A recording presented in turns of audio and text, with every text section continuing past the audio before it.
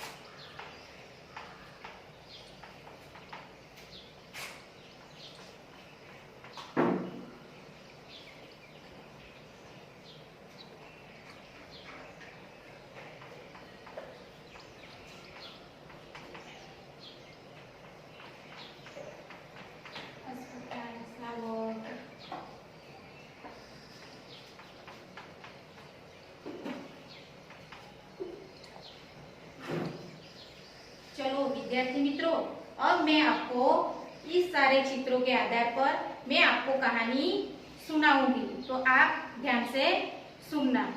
एक बहुत बड़ा घना जंगल था। इस जंगल में कई सारे पशु और पक्षियां रहते थे। तो एक दिन एक शिकारी आया।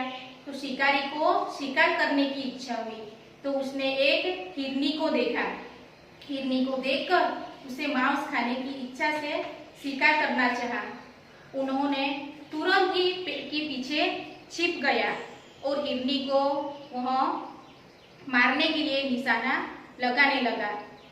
हिरनी को घास खा रही थी। उसी समय शिकारी ने उसे बंदूक से गोली चलाई।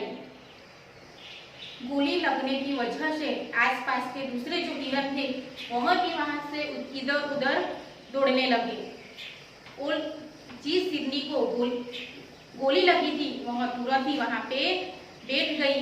तो शिकारी को ऐसा लगा, उसे देखकर दया आ गई और वह तुरंत ही हिरनी के समीप गया। तो उन्होंने जाकर देखा तो हिरनी की टांग में उन्हें गोली लगी थी और उसी वक्त उन्होंने एक शावक को भी जन्म दिया था और हिरनी की आंखों से आंसू बह रहे थे। यह देखकर शिकारी को तो बहुत दया आ गई। उन्होंने तुरंत ही हिरनी का इलाज करने के लिए पास के अस्पताल में वह हिरनी को ले गया।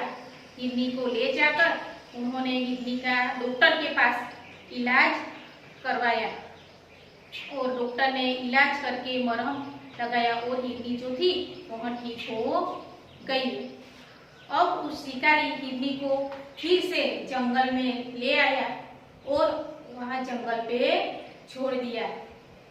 हमें इस कहानी से यह सीख मिलती है कि हमें सभी पशुओं के साथ दयापूर्ण व्यवहार करना चाहिए। इस संसार में सभी लोगों को समान हक से जीने का अधिकार है। अगर आपको यह मेरा वीडियो पसंद आया हो तो सब्सक्राइब जरूर कीजिए, लाइक कीजिए और शेयर कीजिए।